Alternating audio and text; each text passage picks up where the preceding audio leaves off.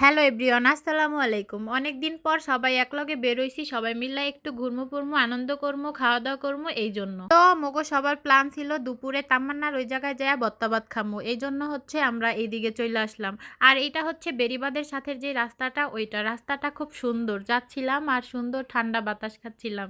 আর এই তো ঠান্ডা হাওয়া খাইতে খাইতে চলে আইলাম দুপুরে যে জায়গায় আমরা খাওয়া দাওয়া করবো। মূলত আজকে এই জায়গায় সবার প্ল্যান ছিল ভর্তা ভাত খাবো আর হচ্ছে ফিশ ফ্রাই খাবো, এই জন্য এখানে আসা। এই হোটেলটা মেন রাস্তার সাথে। এখানে যদিও আর অনেকগুলো হোটেল আছে, কিন্তু ভাইয়া এখানে অনেকবার খাইছে, এই জন্য ভাইয়া বললো যে এখানের খাবারটাই অনেক মজা।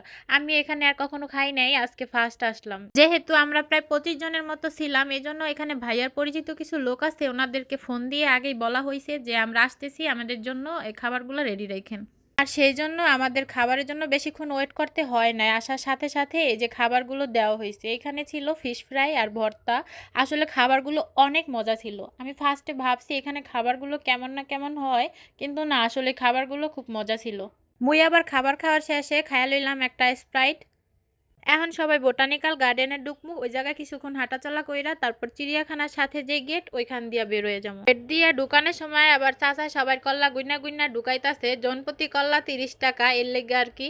আর আম কইতা পোলা পাইন আরো বেশি খুশি, কারণ সচরাচর এরকম খোলামেলা পরিবেশে নিয়ে যাওয়া হয় না সব সময়।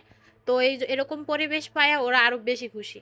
হাঁটতে হাঁটতে মনে হইলো আফ্রিকার কোনো জঙ্গলে আয় পড়ছি, তাই জঙ্গল মগো ভালো না লাগলেও কিন্তু কপত কপতি লেগে ভালো লাগবো। বাকিটা আপনারা বুঝা লন, আর কইলাম না। এতক্ষণ হাইটটা সবাই অনেক ক্লান্ত, এর লেগে সবাই আবার এই পদ্মপুকুর পাড়ায় একটু বইলাম। এই জায়গায় আরো অনেক বাচ্চাদের নিয়ে আসতে, আসলে মাঝে মধ্যে বাচ্চাদের এরকম খোলামেলা পরিবেশে নিয়ে আসলে ওদের মনও ভালো হয়ে যায়। আর এইদিকে এই বাই করছে আরেক কাহিনী। হ্যাঁ, পদ্মপুকুরে শুটিং করতে যাইয়া পিছলাইয়া পইরা হ্যার জামা কাপড় সব মাইক্কা গেছে। পরে ভাবি পারতাছে না ধোয়া দিতে, পরে এই বাই গেছে হ্যারে হেল্প করতে। হ্যাঁ, আবার সুন্দর মতো হ্যার পাঞ্জাবি ধোয়াই দিছে। এরপর ওই দিকের শুটিং শেষ করে চইলাইছি এইদিকে আবার বাইক কইতাছিল এই দেখ, এই জায়গায় সালমান শাহর কোন গানের না জানা ছবির একটা শুটিং হইছিল। ভাই, আবার সালমান শাহর অনেক বড় একজন ভক্ত। হ্যাঁ, হ্যার ছবি এখনো মাঝে মধ্যে দেখে। সবাই আটটা আটতে এত পরিমাণ ক্লান্ত হয়ে গেছিল, সবাই কইতাছিল যে বাইরে যাইবে, পরে আবার কইতাছে না চল আইসত যখন একবারে কই জানি না শাপলা পুকুর পার, পরে কইল শাপলা পুকুর পার দেখা পরে একবারে যাইস। পরে আবার সবাই মিললা এই যে শাপলা পুকুর পার গেলাম।